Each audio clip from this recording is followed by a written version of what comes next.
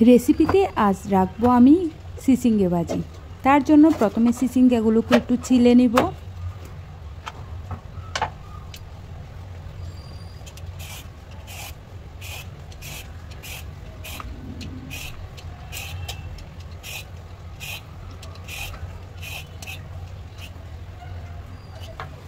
সবগুলো চিচিঙ্গার চামড়া ছিলে নিয়ে এরপর আমি ছোটো ছোটো করে কেটে নিচ্ছি।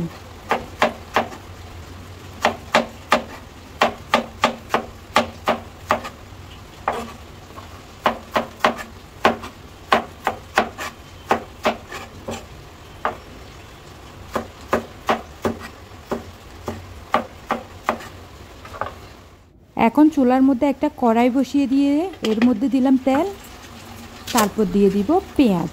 এটার জন্য পেঁয়াজটা কেটে নিচ্ছি।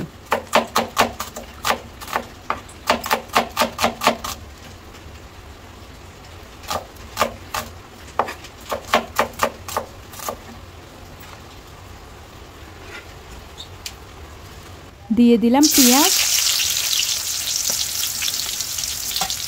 এরপরে পেঁয়াজগুলোকে একটু তেলের মধ্যে আমি ভেজে নিব।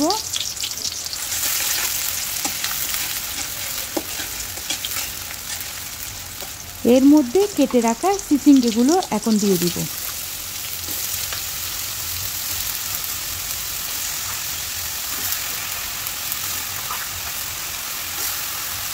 দিয়ে দিব কাঁচামরিচ।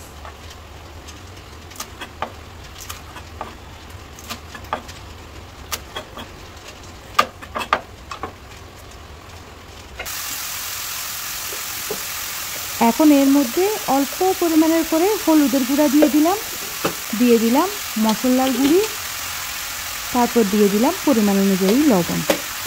ব্যাস, এইবার নেড়ে চেড়ে একটু তেলের মধ্যে ভেজে নেব। ভাজা ভাজা হয়ে গেলেই চিচিঙ্গা ভাজি কিন্তু একেবারে কমপ্লিট হয়ে যাবে।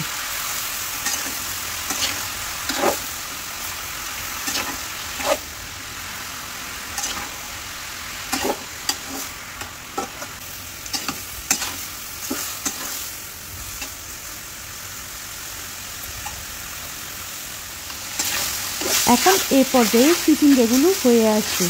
এর মধ্যে শেষের দিকে একটু ধনেপাতা দিয়ে দিব। তার জন্য আমি ধনেপাতাগুলো কেটে নিচ্ছি।